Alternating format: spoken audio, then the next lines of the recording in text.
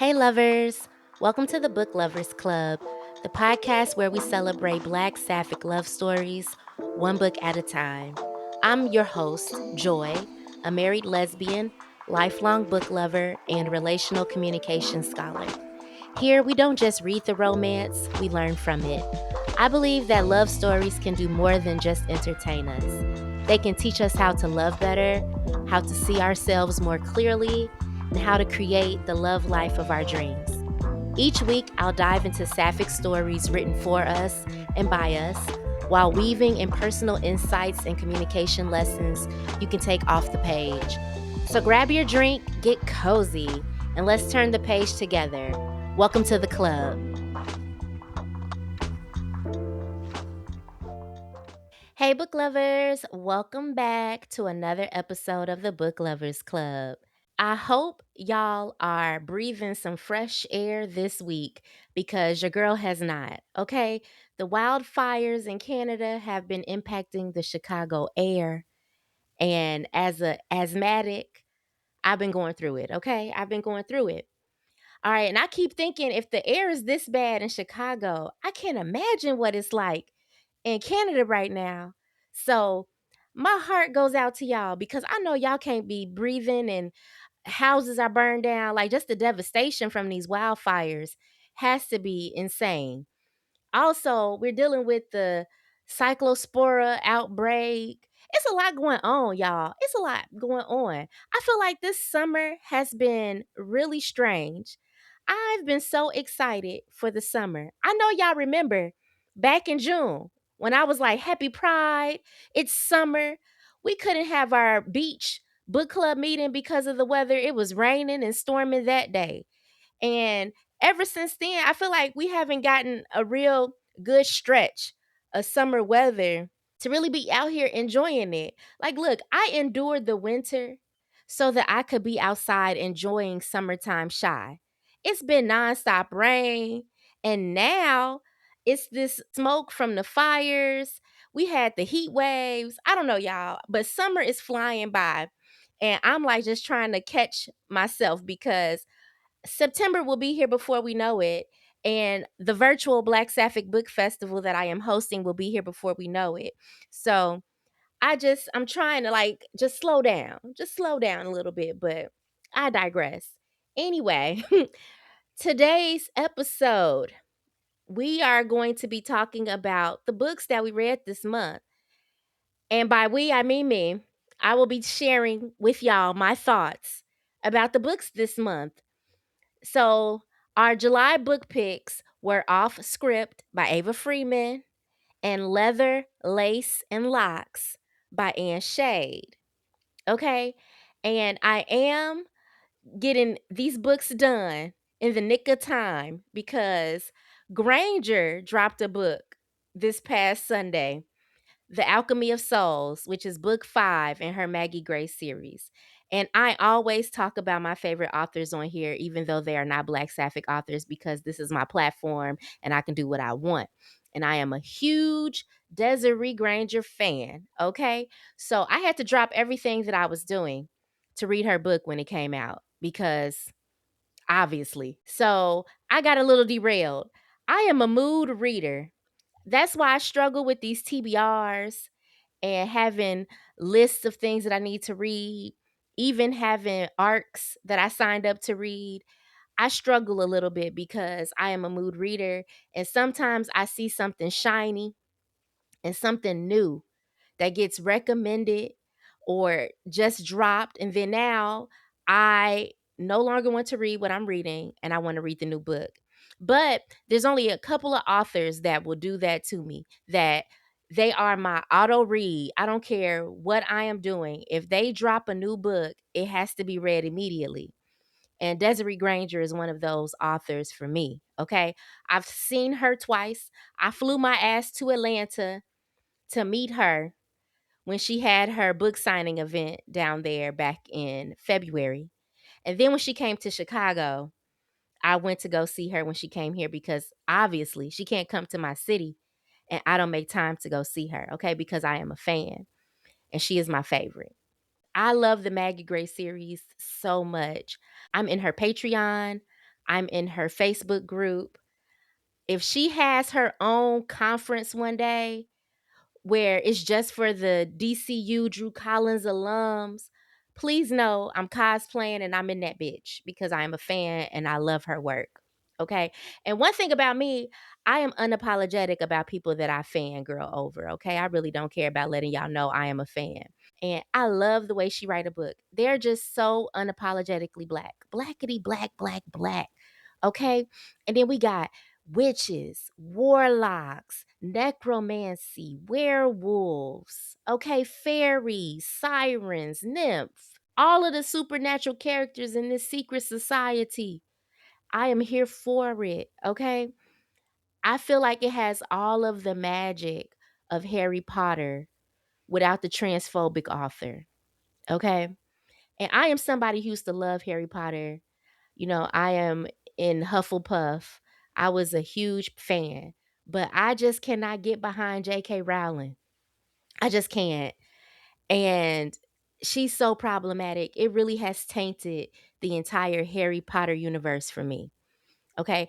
I used to do a rewatch of the movies and I can't. I don't know. It just ruined it for me. I went to Universal Studios, bought a wine, all of this stuff before she came out and like really showed us her true colors. But now I don't know, it's like a switch has been flipped and I just can't see it the same knowing how problematic she is. So, it's so refreshing that magic that we felt around that fandom. I get to like really nerd out and bask in that magic with the Drew Collins universe and not feel any of that because Granger's not problematic. Okay. We really need to let Harry Potter go.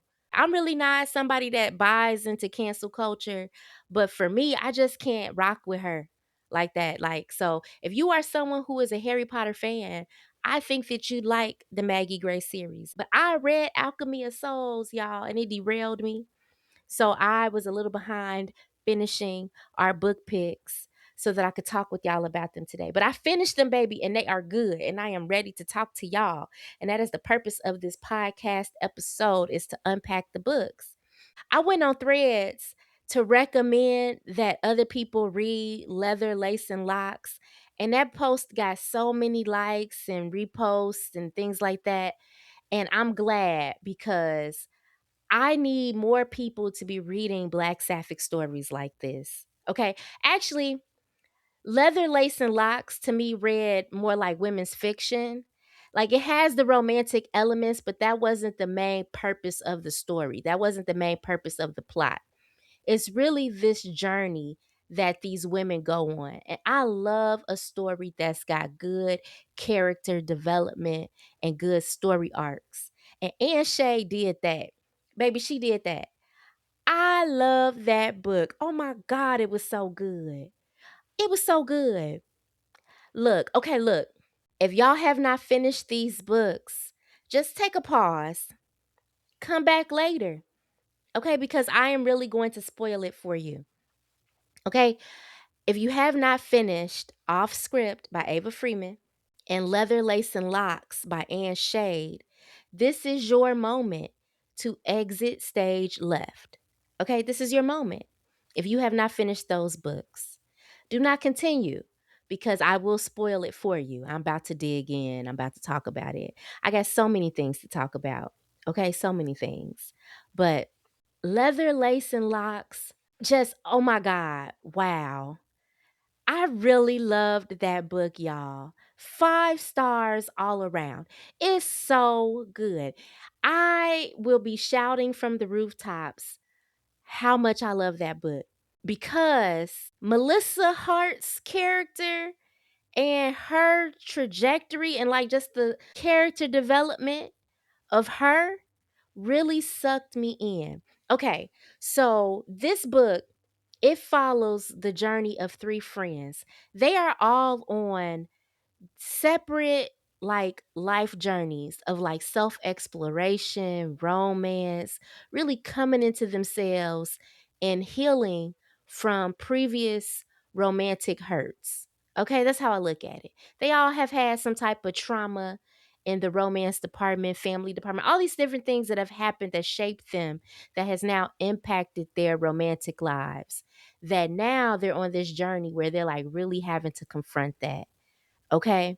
And just the development of the characters and their friendship and how they supported each other through this. I think that's what I really loved about the book. The representation of sisterhood, the representation of friendship in adulthood, and what that can look like. And shade. Oh my God. I'm probably going to message you. We haven't messaged each other like that, but I am definitely guilty of DMing authors when I like their books. I'm guilty of that because I feel like people just be on the internet tearing people down. And, I'm guilty of that sometimes, like with the negative reviews and things like that. I think that more of us need to uplift and pour into the authors when we can. Okay. So I might slide in her DMs to let her know how much I love this book. Oh my God. I'm about to read more of her books because if this is what I can expect from her writing, then I need to read more of her books. Now I'm like, maybe I am a women's fiction, women's literature fan because I liked that the romance was a key part of the story, yes, but it wasn't the focal. Like, I don't know how to explain it. Y'all need to, if you haven't read it, read it. Okay. And if you haven't read it, you probably don't need to be listening to this episode at this point because I'm obviously spoiling it for you. Okay. So let's go character by character and I'll share my thoughts because I have a lot of them. All right. So I'm already talking about Mistress Hart. The fact that she went from having this religious trauma, okay, being afraid to come out because of her family and the religious prosecution in her family. The fact that she got a brother who is closeted, that's DL, and didn't say nothing. That was crazy. To go from unpacking that type of trauma, being afraid to be out, be seen, and to step into her power as a dominatrix. Oh my God, I was here for it. Also, I just love how they got locks and just the natural hair that's on display. Okay. But Mistress Heart, her story arc really sucked me in, especially once we introduced Black and this dynamic between her and Black and her having to confront her insecurities and, why she was seeking control in the first place. Like, I just thought that was done so well. I really related to Melissa's story because of my own experience when I came out, because it was very messy with my parents and all of that. So, the journey that Melissa went on, I just fell in love with it. Every time it was her part of the story, like it was her point of view, I just got so sucked into that. You know, how she went from crashing with her friend to getting this job as an assistant at the gallery, building a relationship with Vivian, falling in love with that piece of art about the cat lady, about the dominatrix, then learning that the gallery has a connected business for this kink club, then having to work that, like just the whole journey of all of that, her getting involved. Oh my God. And then now this client that she's providing services for, but it feels like they're going on dates just for it to end up being Alex, the bae that got away. Crazy. Okay. Crazy. That was a plot twist. Even though I saw it coming, I was like, watch that be Alex, because they dropped Alex's name too much in the beginning, with Alex being the one to be the angel investor for Zoe's salon. Alex's name got brought up too much. So I had a feeling that Alex was going to make a comeback and come back up in the end. Okay. You know who frustrated me the most in this motherfucking book? Golden. Girl, bye. Look, I've read a few books that have thruples and poly relationships. This depiction, this representation is my favorite thus far. The Rhythm Twins had me gagged, baby. Golden, come on now. We spent most of the book doing this cat and mouse game. I was ready for my girl to get her back blown out. Like, why are you playing games? Why are you playing games? These two women just want to love and worship you. But That trauma rewires your brain. Even though she felt just as strongly about them, she was in love with them just like they were in her. That trauma of losing her father like that, like, really derailed her life. And she just had to work through that. But she was so frustrating because it's like, why do you keep self sabotaging like this?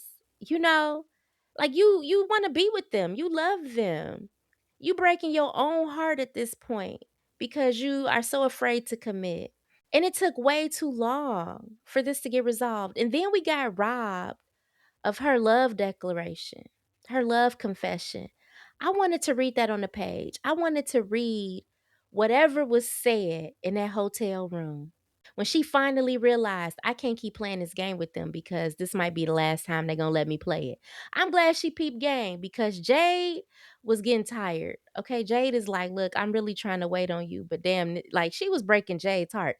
Kendra is giving me Capricorn vibes. Okay, Kendra was not about to let her emotions take the driver's seat.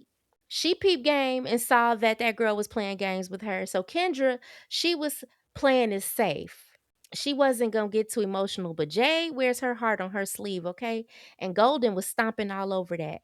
But when they went to Paris and found out that information about her aunt, and they gifted her that picture, baby, I would have folded then. Not only did y'all bring me to Paris, but y'all set this whole thing up based off conversations we had.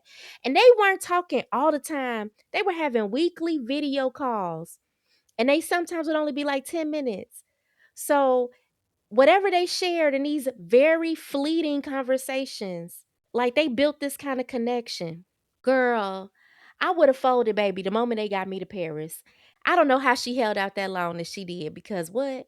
When they first was in the car and they was dropping her off after that first night at the charity event, when they did that salsa routine that went viral, and she got a little double action in the back of the car on her way home.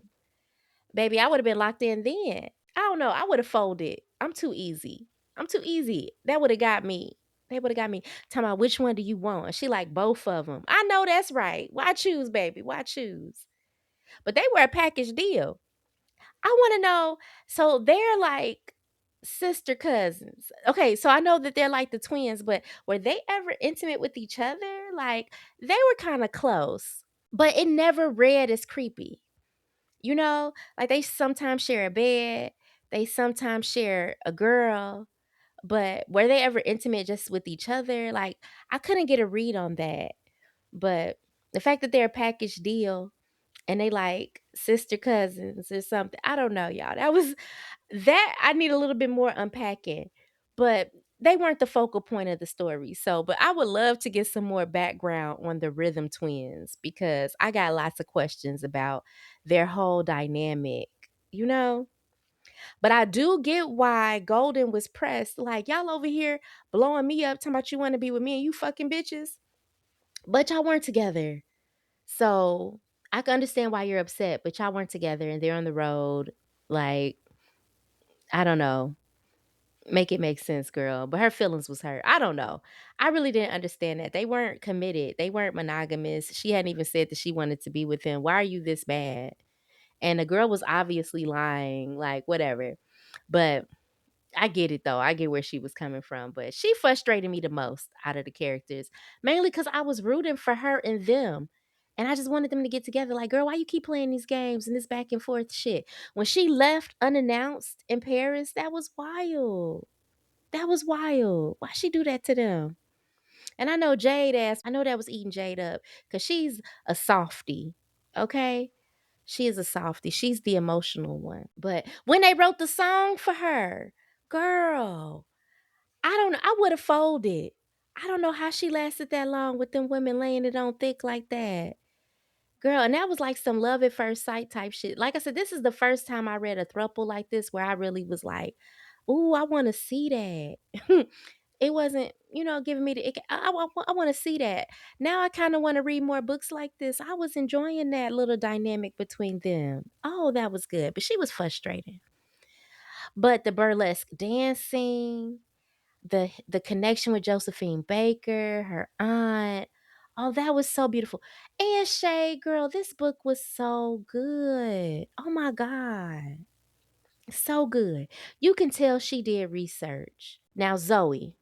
So, Zoe and Denise, they were cute. However, I liked her with Iman. I know she slid in and slid out and did that painting of her and then dipped and went to Africa for a year. But I loved their chemistry and their dynamic, and I felt like Iman really got Zoe out of her comfort zone. I was rooting for her to make a return. I don't know why I thought she was going to end up with Iman. They were cute together. But Zoe's story arc and character development, I feel like the book really gave us a lot to chew on with Melissa and Mistress Hart. Like, I feel like we really got to see her character develop and got more insight that I feel like we glazed over a lot that was happening with Zoe and her relationship with Denise and how that really developed. Where I don't know, I just didn't really feel connected to them as a couple. And then Denise having so much baggage with Malik and this motherfucker manipulating her because he's sick and trying to get her back and stuff. He just want a maid, okay? This man just want her to take care of him. And she falling for the okey doke, letting them guilt trip her. That's the one thing that I will say that overlap between this book, Leather, Lace, and Locks, and Off Script is these family expectations and how that really does impact queer people. So with Melissa being afraid to come out and being closeted for so long because of those family expectations and just all that trauma with her family, and then how we had with Arabella and the trauma that she had with her family and off script, and how overly critical her parents were of her, and how that was just impacting her, and how she showed up in her relationship with Roxanne. So let's switch back to off script. So I talked about off script last week. I enjoyed off script. Okay, y'all. I enjoyed it. I really liked Ava Freeman's writing style. I liked the banter between the characters, the way she worded things in the book. However, it was a little too slow for me. Just a little bit too slow. I feel like it took a really long time for some action to happen in the book, like for something to get you invested in them as a couple and get you invested in the story. So I know it was by design. She wrote it this way on purpose for this fake dating scenario to get introduced later in the book. However, I would never. I don't understand how Arabella would agree to Roxanne entering into a fake dating situation with her friend, and they're already a couple. I could see if they were still single, but they are like in a relationship. Like, this is her girlfriend. And I understand she wants the publicity and it's good PR, but you have a whole girlfriend. That was strange. Okay. And I would have never agreed to that. Like, why would you want to be watching your girlfriend pretending to date somebody else, but she's your girlfriend? And also, I would have never talked to Roxanne again the moment she introduced that to the equation. So you want me to let you do this? Like, you're asking me to do this? Like, low key Arabella felt away when Roxanne asked her. And I know low key, high key Arabella felt away the moment Roxanne asked her to do this for her. And she should have said no. She was never comfortable with it. The people pleasing, baby. I don't get it. But that trauma that she has from her family and her upbringing and the criticisms has led her to being this type of people pleaser. But I didn't understand how Arabella was just such a boss bitch at her job, like running things, okay? Just to allow herself to be in this situation with Roxanne for so long without her speaking up and advocating for herself. That's what I don't be understanding in real life. Women who are these boss bitches professionally, who be running things, who are confident, who really have very high self esteem, that end up in these relationships and be letting their partners run them. You know, how is it that those dynamics that you display in this one area somehow disappear and evaporate in your romantic life. I just be wanting to see these characters boss up. Like, you are such a boss. Why are you letting this person treat you like this? Every time she tried to assert a boundary, every time she tried to advocate for herself and tell Roxanne that she was not comfortable, she was like, just a little bit longer. Come on, it's too soon. So Roxanne really got caught up in the frenzy. She got caught up in it. I would have never continued. Like, I don't know. I feel like we didn't see the romance build enough between Roxanne and Arabella to justify why Arabella was settled for what Roxanne was giving her. I'm not understanding how we got there. So, I enjoyed the book. I did. But it was just some parts that like frustrated me. But I like when, the story sucks me in. Once the fake dating scenario got introduced, the story really took off from there. That type of drama, that back and forth, baby, had me locked in to see where we're going to go from here. But it took me a while to get invested in them as a couple. And I don't think I ever really got to the point where I was rooting for Arabella and Roxanne. In fact, I wanted Arabella to move around. I didn't like that whole dynamic. I wasn't a fan. I'm glad she finally put her foot down and was like, actually, this is not working for me. And now I need a break from this shit. But I wasn't rooting for them. Don't get me wrong. Like, I thought it was cute and it was a very sweet romance. And I liked the banter between them. But I don't know. I felt like they didn't have a strong enough foundation to justify why Arabella would allow that situation with Roxanne and her friend to continue like that, And then the more that they were pretending, that's the thing I love about fake dating tropes. It's fake only for so long. It starts to become real. And even Arabella started to get a little confused like, this starting to look real, real. I know y'all telling me this is just fake and y'all have history as friends, but even I'm starting to question, like, do you actually have feelings for this girl? So Arabella was confused. It's not giving friend. And then Roxanne, she getting sucked into it. So I don't know, y'all. I would have never did that. I would have never agreed to that. And I definitely wouldn't have allowed it to continue for as long as it did. And I don't think that they had the relationship was strong as a foundation to really justify all of that. So that was the only thing I didn't like about the book. I feel like it was a little too slow. It took too long for some action to happen to really like get you invested in the story and get you invested in them as a couple. But the drama was good once it got introduced. So it did get me like, reconnected with the book. And I really did end up enjoying it. But that was the thing I didn't like. I just felt like it was a little too slow. Despite my issues with the pacing of off script, I enjoyed it. I would give it a 4 stars. I took off a star for the pacing. But once that fake dating trope got introduced, baby, I was locked in. I like a little mess in my books. I need some drama. I need something that's going to hook me, that's going to make me invested in the story. And if you put it in the end, like, I know some books are slow burn, slow builds, and y'all know I love me a slow burn. But I still need something that's going to hook me. But I'm glad I stuck with it. Okay? I'm not really a DNFer. I'm not someone that's going to like not finish a book. I will do a pause for now. There are plenty of books that I've started and then maybe didn't finish, but I'm not planning on never finishing it because I am a mood reader. Okay, so I might put a pause on a book and come back to it later. But I'm glad I stuck this out because I did end up enjoying it in the end.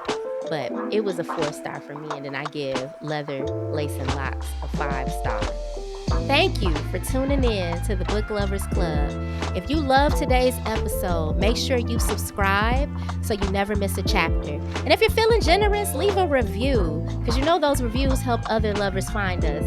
So if you want to keep this conversation going, please join me on Instagram or hop on over to Fable to join the virtual book club. And until next time, remember, the stories we read can help us write the love lives of our dreams. See you next Sapphic Saturday.